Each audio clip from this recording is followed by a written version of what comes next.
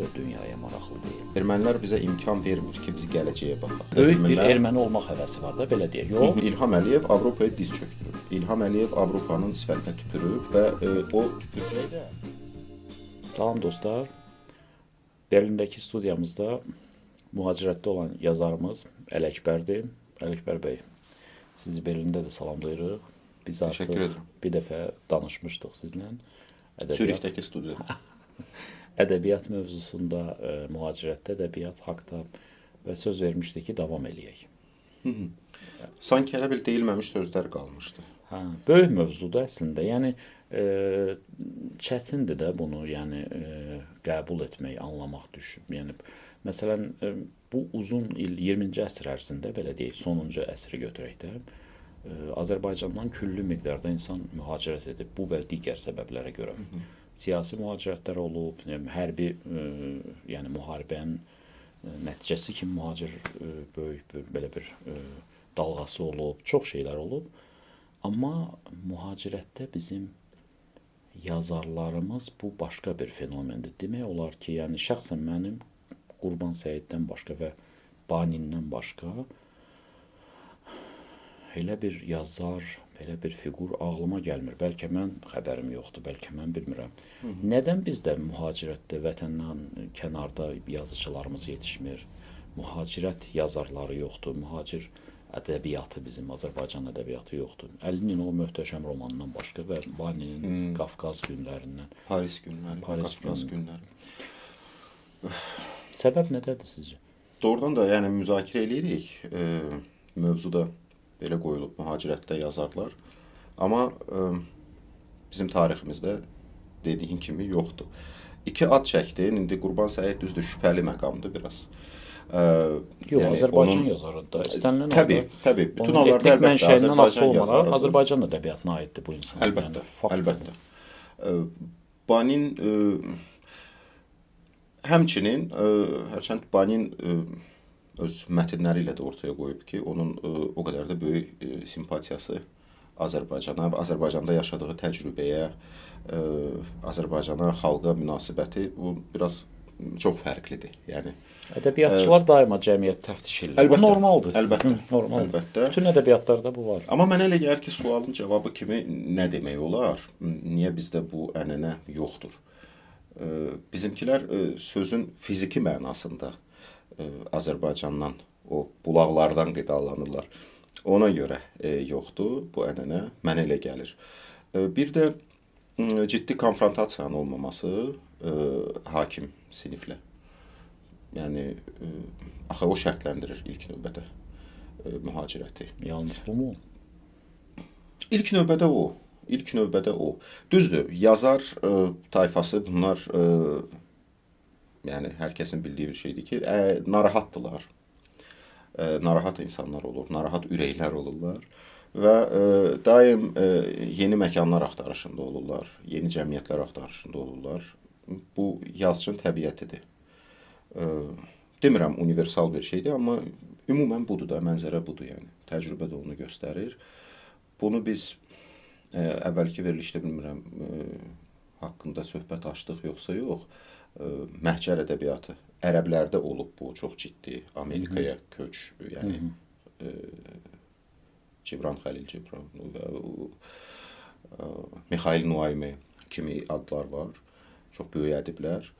Və ümumiyyətlə bu sirkulyasiya baş verib ya tarix boyunca 20-ci əsr elə yazarların bir ölkədən digərinə köç etməsi əsridir. İncəsənət adamlarının, tək yazarların deyil, bəstəkarlar, təbii, bəstəkarlar da, rəssamlar, müxtəlif. Əsasən Avropaya əlbəttə ki, ondan sonra Amerikaya. Reallaşmaq üçün daha münasib yerlərə, belə deyək də.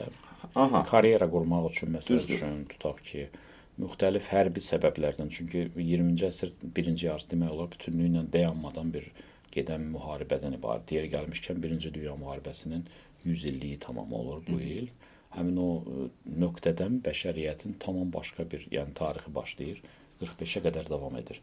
Və bunun səbəbi kimi çoxlu mühacirətlər baş verib. Çox bəstəkarlar, şairlər, yazıcılar, sənət adamları sirkulyasiya edib siz demişkən. Amma yəni yenə də mənə maraqlıdır. Amma Banin yeri gəlmişkən Banin axı bir yazar olaraq mühacirət etməyib. Yox, yazar olaraq yox, amma nəsə onu məcbur edib qələmə üz tutsun. Sarılmağa, Yəni, əlbəttə, amma yazar olaraq mühacirət etməyib. bizim adamlar niyə görə mühacirətdə məsələn yazma ehtiyacı duymur? Mən bunu istəyirdim soruşum. İndi sualı konkretləşdirdiniz. Niyə görə bu qələmə müraciət etmək, söz demək ehtiyacı yoxdur? Bəlkə bu yəni tamamlıq kompleksidir artıq. Rahatlığa qovuşandan sonra. Bəlkə rahatlıqdır bu. Yəni yazmaq ehtiyacı o zaman narahat olan zaman yaranır. Bəlkə bizim mühacirət belə çox natamamlıq kompleksi keçirmir. Bizim mühacirət tariximiz o qədər də zəngin deyil. Yəni ki, Rusiyanı hesaba qatmasaq, şimalı Sovetlərin o imperiya tərkibində, daha sonra Sovetlərin tərkibində yaşadığımız o 200 ili aşkın o təcrübə, o nəzərə almasaq, orada əsasən indi çörək pulu dalıcan gedir insanlar, ya da çox ciddi bizneslər qururlar, o da var. Yəni, amma niyə ehtiyac duymurlar? Bir yazar olaraq getdikdən sonra mı susurlar demək istəyirsən, yoxsa yox, ümumiyyətlə elə lap Rusiya deyirsən, bax Rusiyanın özündə məsələn Boris Akunin də, yəni Çıxartışvili, Georgiy Çıxartışvili bu gürcü əsilli yazardı. Yəni mənim ağlıma gəlmir. Bizdə orada nə bilim Çingiz Abdullayev fenomeni var, amma o yəni Azərbaycanın özündə yaşayır. Yəni mühacirət istər-istəməz söz olaraq bunun yalnız bir çaları var da, mənfi. Yəni mən ona görə dedim hakimiyyətlə, hakim elita ilə konfrontasiya. Götürək Çingiz Abdullayevi, tirajlı bir yazar kimi. Öz janrında adı da var. O mühacirət etməyib ki, Azərbaycanın etməyib, tamam. Amma hansısa bir Avropa ölkəsinə köçmək, orada yaşamaq imkanı var. Düzdürmü? Köçüb yaşasa, tutaq ki, Londonda bir mülk alıb orada yaşasa ailəsi ilə və artıq Azərbaycana da ancaq bayramdan bayrama gəlsə, amma kitablarını orada yazsa, biz ona mühacir Azərbaycanlı yazıcı deyə bilərik ya yox, deyə bilmərik. Yəni digər yazarlara da aiddir. Yox, onu demək olmaz. Mən məsələn həmişə mənfiyə də bağlamam. Nabokov məsələn çox müsbət, uğurlu bir karyeranın, yəni Dovlatov, Nabokov çox uğurlu. Yəni tamamilə tutmuş yazıcılar var. Yəni Bunin çox ciddi uğur nümunələridir.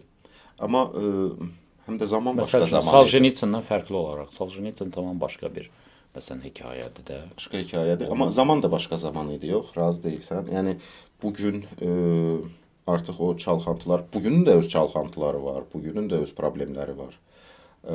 Geopolitik oyunlar oynanılır. Amma sözə, bugünün sərhədləri artıq pozulmaq üzrədir, sərhədlər artıq. Bu düzdür, çox klişələşib, çox klişələşib, amma bu informasiya əsrində, bu internet əsrində sözün kitab formasında, musiqinin o böyük ehtişamlı o salonlar formasında icrası, reallaşması çətinləşir, artıq maraqlı deyil insanlara. Yəni ki, tükətici də, istehlakçı da artıq 100 il əvvəlki, 80 il əvvəlki o iki qütblü dünyanın qarşı durmasındakı texniki proses insanları dəyişdirir, əlbəttə dəyişdirir. Çox dəyişdirir. Amma bizim yenə də deyirəm, mühacir ədəbiyyat ənənəmiz yoxdur və deyə bilərik ki, bu gün yaranır. Bu gün tək mən yox, baxmayaraq ki, mühacir sayılmır, amma hələ ki burada yaşayır və burada yaradır. Günel mövludu biz ana bilərik. Yəqin ki, bununla da məhduddur. Mən ümumiyyətlə bu sualları nəyə görə verirəm? Mənə çox maraqlı bir müəmmalı məsələ var. Mən bunun cavabını tapa bilmirəm sona qədər. Mən istənilən ölkədə, istənilən başqa cəmiyyətlərdə rastlaşdığım fenomen budur. Çox acı bir həqiqətdir, amma bunu qəbul eləməsək, başa düşməsək ki, bu reallıqdır, heç nə dəyişməyəcək. Azərbaycan niyə görə dünyaya maraqlı deyil?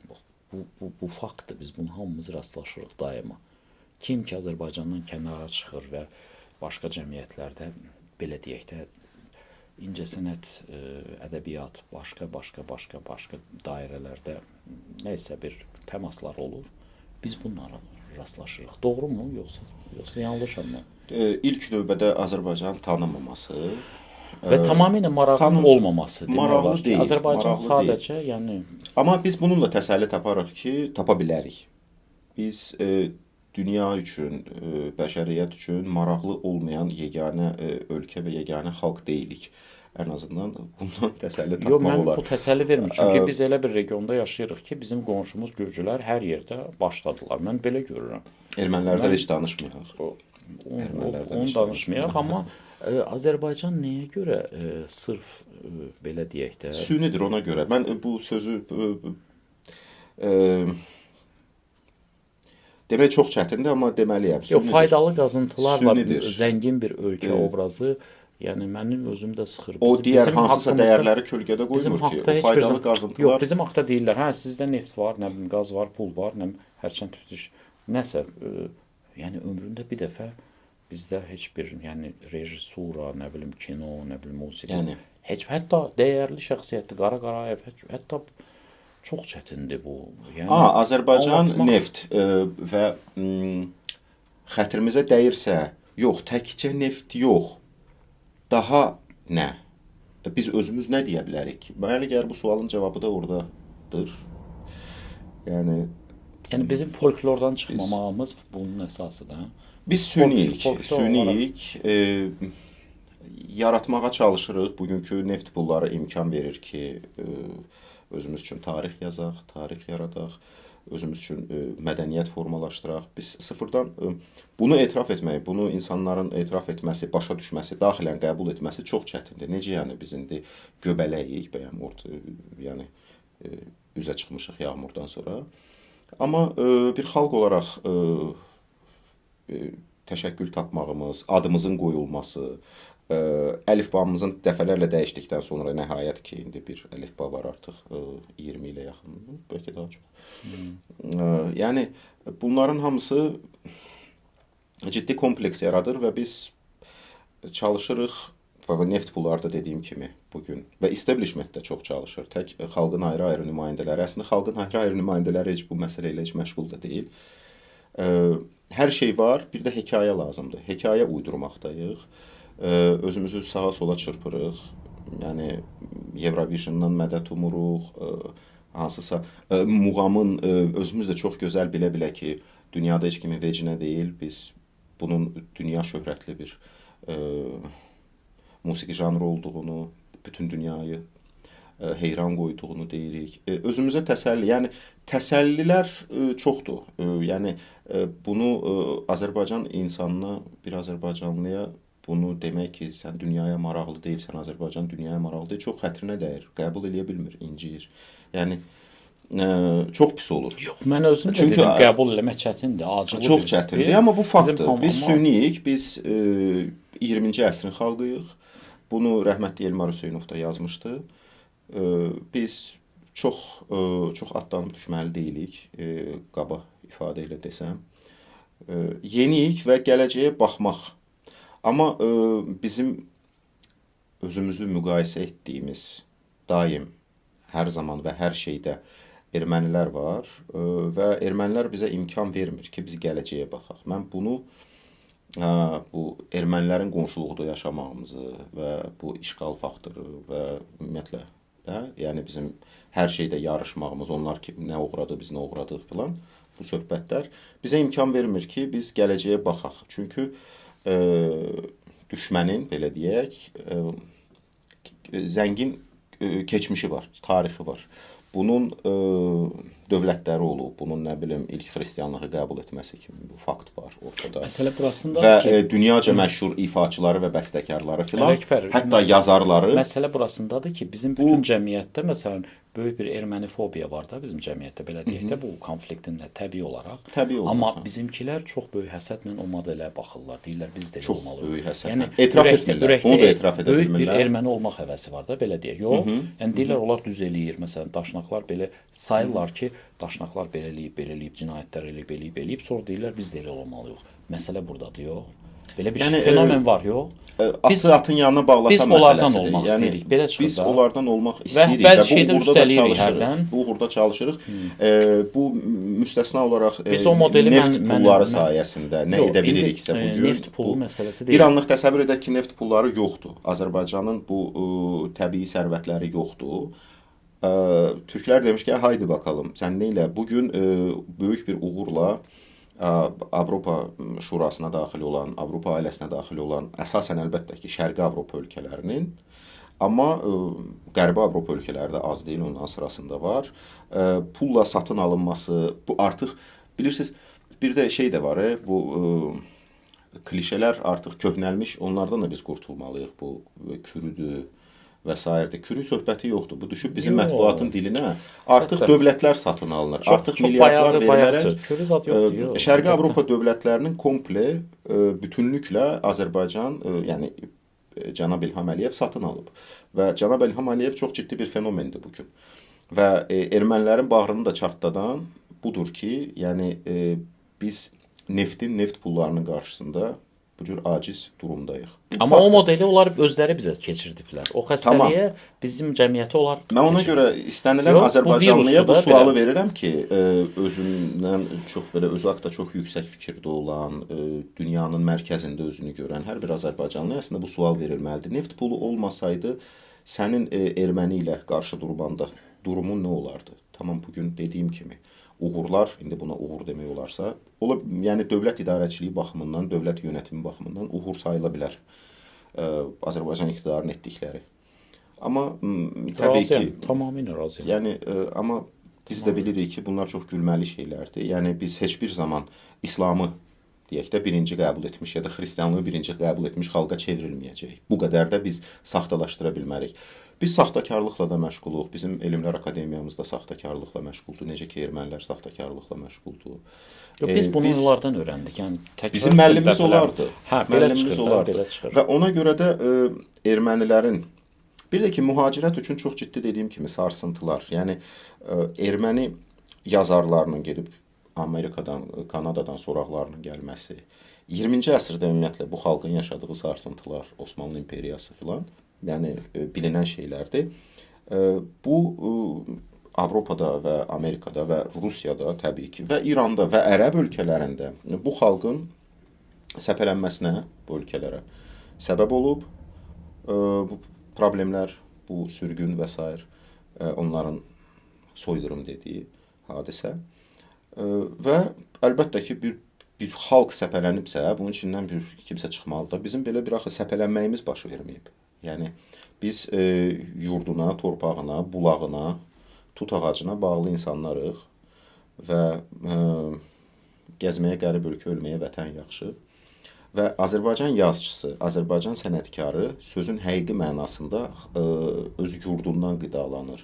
Yəni, məsafəli qidalanma o insanda baş vermir. Azərbaycanlı məsafədə, distansiyada qidalana bilmir. O, məhz fiziki olaraq orada bulunmalıdır. Demək, belə rezümə vermək olar ki, bu tut ağacı obrazı ilə demək olar ki, bizim bu, ümumiyyətlə, incəsənət yazar, bütün bu təbəqə, bu incəsənət yaradan təbəqəmiz başdan ayağa aqrardır da, yox? Azərbaycan demək olar folklor səviyyəsində yaradıcılıqla məşğuldur. Belə demək olar. Azərbaycan ədəbiyyatı urbanistik, yəni incəsənət, urbanistik yox. Var. Rus dilli yazarların timsalında biz bunu görə bilərik və məsələn götürək Natiq Rəsulzadəni, hansı ki çox bütün demək olar ki müsahibələrində fəryad edir. Mən oxucularımı itirmiş yazıcıyam. Yəni bu bir yazıcı üçün doğrudan çox ciddi faciədir, fəlakətdir. Mənim oxucularım deyir o ki, həqiqətən də elədir. Mənim Avropada tanıdığım mütəxəssislər var, hansılar ki 90-ların əvvəlində gəliblər Avropaya köçüblər. Həkimlər, mühəndislər, çox ciddi Azərbaycanlılar var burada Avropada. Onlar həqiqətən bu xalqın qəhrəmanlarıdır, amma heç onları tanıyan yoxdur. Və onlar hamısı söhbətlərdə üzə çıxıb Natiq Rəsulzadənin oxucuları olublar, Maqsud İbrahimbəyovun oxucuları olublar, Rüstəm İbrahimbəyovun oxucuları olublar. Yəni bəlkə Çingiz Hüseynovun da ya Çingiz Hüseynov biraz spesifikadır və spesifika orada daha çoxdur. Yəni və Azərbaycan dilli ədəbiyyatdan Elçin və Anar cəhdləri var urbanistikaya ki alınmayıb da deyə bilmərik. Yəni ən azından mövzu olaraq, ən azından və janr olaraq, texnika olaraq Anarla Elçini də urbanistik yazarlar sırasına daxil edə bilərik. Amma əlbəttə ki, əsasən istiqamət verən bizdə rusca yazan yazarlar olub. Və onlar da yeri gələndə millidirlər. Yəni amma biz indi istisnalardan danışdıq. Qalan hamısı bizim bütün ədəbiyyatımız, bütün poeziyamız, bir-iki şairi bəlkə çıxmaq şərti ilə bu tövlədir, peyindir. Yəni və tövlə də peyin də pis bir şey deyil. Yəni o torpaqdır, o ana vətəndir, o ana torpaqdır. Yəni bizim ədəbiyyatımızın və ümumən yəni kültürümüzün yeri bax oradır. Yəni və oradan qaynaqlanır. Və orada qayıdır. Yəni orada dövr edir. Ona görə də bu insanların mühacirət edərək Avropada uğur qazanması ya da hansısa başqa bir kontinentdə, ölkədə, yəni coğrafiyada mümkün deyil. Çünki tut ağacı və bulaq suyu heç kəsə maraqlı deyil. Yəni bunu heç bir formada bunu deyirlər, düzdür. Çox üzr istəyirəm. Axı necə olur Markes öz kəndini Mən də onu demək istəyirdim. Yəni yaxşı, bəs necə olur Gürcə ədəbiyyat? Nodar Dumbadze yazır ki, nə bilim İllaviyon, İstikov, nə bilim filan kəs xala, yaxud nə Data Tutaşkiyə getdi, dağda filan kəsi vurdu, belə olur. Bu niyə maraqlıdır bəs? Yaxşı, bu gedir, bunu oxuyurlar. Nə bilim milyonlarla Sovet oxucusu belə şeydə idi, eksaltasiyada idi. Data Tutaş, qəhrəman, nə bilim. Bu necə olur? Bu sualı özümüzə öncə verib. Yəni Gürcüstanda da o urbanistik ədəbiyyat o saat gəlməyib axı. Necə olub bu? Onlar da alınıb. Yəni mənim üçün daha pozitiv, məsələn biz Ermənistanı misal çəkdik model kimi, bizim cəmiyyət tamamilə ora köklənib, belə deyək də. Bu faktdır, yəni. Biz onlardan yəni öyrənirik. Amma mənim üçün daha pozitiv, yəni bizim hamımız üçün model Gürcüstandır. Belə deyək də, yox, bizim nəzərlərimiz daima Tiflisə tikilib ki, daha pozitiv. Məsələn, varlı Azərbaycana insanlar belə deyək də, belə çox da belə həvəslə yox, amma gəlirlər belə varlı Cenyuşka deyirlər də. Amma kasıb Tiflisə həvəslə adamlar axışır. Bu Tiflis əfsanədir insanlar üçün belə. Sovet zamanı Gürcüstan ümumiyyətlə belə bir cənnət obrazı idi də. Azərbaycanda da çox insan var ki, əsəbləşir. Niyə Tiflis bu qədər başa düşürəm, amma faktdır ki, bu onları da anlayıram. Mənim ürəyim ağrıyır o faxıllıq edənlərə. Bu modeli qura biliblər. Pulsuz, parasız çox böyük bir çəkici bir modeldir. Çox cəlbedici ölkədir. Çox cəlbedici ölkədir. Bütün müxtəlif mən elə bir insan görmürəm ki, Tiflisdən valehliyini bildirməsin. Bu Tiflis şəhər olaraq yox, daş torpaq olaraq, arxitektura olaraq yox, insan olaraq. Yəni oradan çıxmış adamlar, onların yaradıcılığı, kreativliyi. Niyə görə onların məsələn bu alınır, bizdə alınmır? Yəni biz o modeli niyə görə tətbiq edə bilmirik? Nə üçün?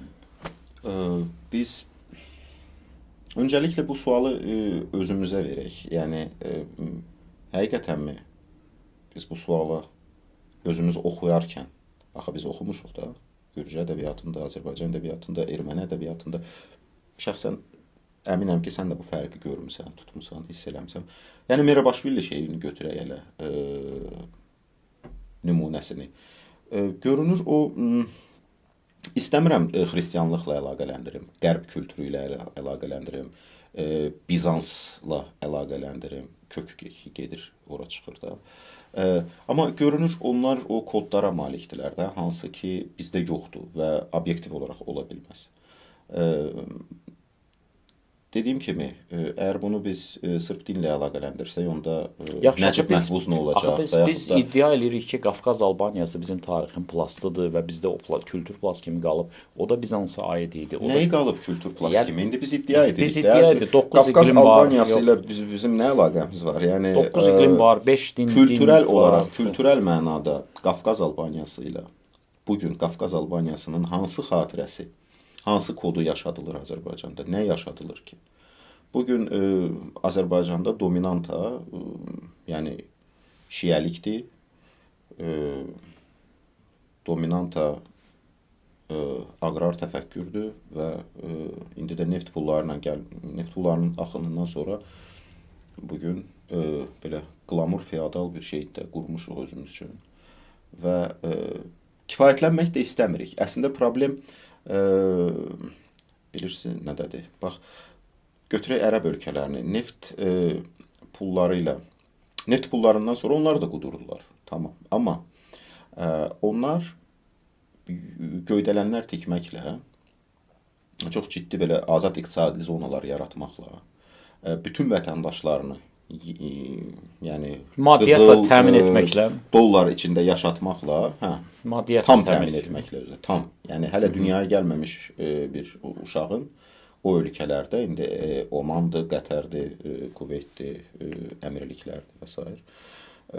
Artıq təminatı var, hazırdır hər şeyi. Və onların daha çox iddiası yoxdur. Heç nə iddiaları yoxdur. Heç nə. Əli bəy, axı bu yaxınlarda Guggenheim muzeyinin lisenziyasını aldılar Dubayda. Orada hansı adada muzey tikiləcək? Kimin üçündür? O qərb insanı... Bəlkə bu kəmiyyət, keyfiyyətə keçirir. Dubayda klassik musiqi, simfonik musiqiyə qulaq asmaq istəyən, bu hekayəni illər əvvəl elə səndən işitmişdim. Bax, Dubayda simfonik musiqiyə qulaq asmaq istəyən gedir hansısa göydələnin 50-ci mərtəbəsində orada simli kvarteti var. Oturublar orada. Qulaq asmaq istəyən belə bir ehtiyacı olan daxili gedir orada o ehtiyacını ödəyir. Yoxsa ərəblərin nə işinə lazımdır o musiqi? Bizdə Sovet dövründə... Əli bəy, amma mən eşitmişdim Küveytdə bu yaxınlarda simfonik orkestr açmaq istəyirlər. İstəyirlər, hə? Yəni get-gedə tədricən onlar da gəlir, çıxır buna. Yəni ki... Və 100 il sonra ola bilər desinlər ki, bizdə bu ənənəsi 1000 illikdir, hə? Yəni... Yəqin. Biz çox ciddi əzab çəkirik. Biz dünyadakı yerimizi tapmamışıq hələ ki. Erməni bir brenddir. Öz hekayəsi var. Amma Gürcüstan da brenddir. Gürcülər də brenddir. Azərbaycanlılar brend deyil və yeri gəlmişkən Avropada bu bizim xeyrimizə çox işləyir. Yəni Azərbaycanı tanımırlar və Azərbaycanlıları tanımırlar və bu çox yaxşıdır. Şəxsən bunu mən özüm üçün bir üstünlük kimi qəbul edirəm. Bu mənim biraz bəlkə çox egoistcəsinə səslənir, amma şəxsi rahatlığım baxımından, şəxsi komfortum baxımından bu çox yaxşıdır. İnsanlar Azərbaycanı tanımır. Tanıyanlar məlumdur ki, hansı yöndən tanıyır, neft və avtoritar hökumət. Amma yenə də deyirəm, bir mühacir yazar olaraq mənim mövzum artıq Azərbaycan deyil. Mən artıq Azərbaycanla nə mənada işimi bitirdim. Azərbaycandan yazacağım artıq heç nə qalmayıb. Düşünürəm ki, verə biləcəyim hər şeyi verdim. Və bundan sonra çox fərqli mövzular, çox fərqli temalar işləyəcəm. Artıq işləyirəm.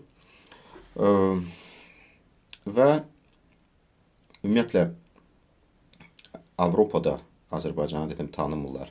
Tanıyanlar da neftinə görə və neft və milyonlar səltənəti kimi tanıyırlar. Yəni siyasi mənzərəsi bəllidir, ortadadır. Amma yenə də deyirəm, burada bir yaradıcı fərd kimi mənə çox maraqlı gələn bir detal var. Bu çox önəmlidir. Mən bayaq boş yerə işlətmədim o ifadəni ki, İlham Əliyev və bugünkü hakimiyyət həqiqətən də çox ciddi, fenomenal hadisəyə çevrilib Avropada.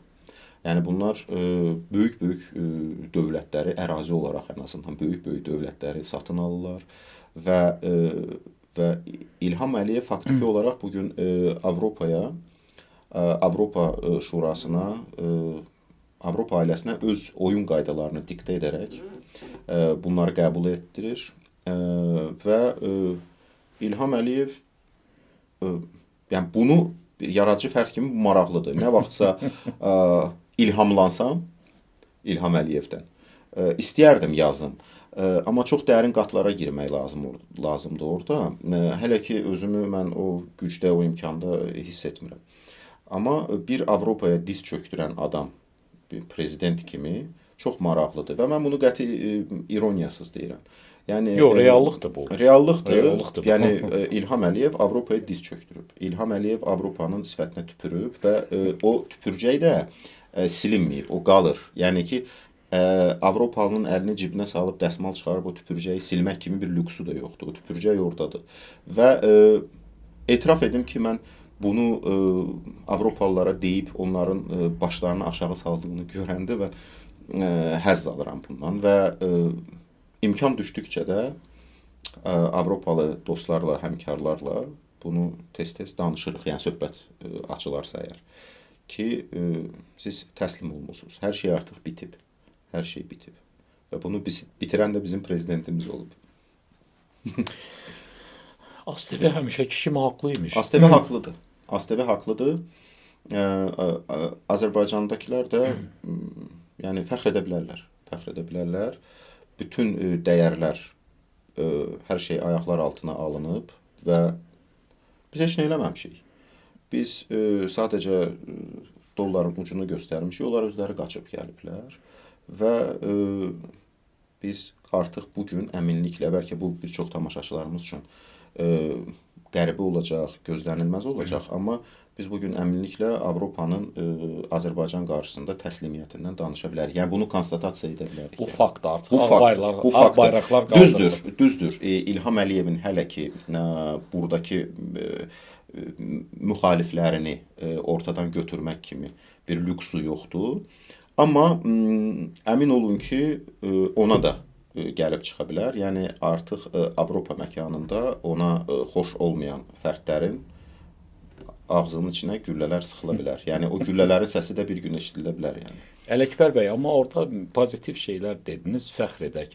Mən bu pozitiv notda bitirmək istəyirəm. Mən Neft və Milyonlar səltənətinə fəxrlə buradan sayğılarımızı, salamlarımızı bildirək. Mütləq. Amma söhbətimiz davam edəcək, eləmi? Mütləq, əlbəttə. Hələlik əziz dinləyicilər.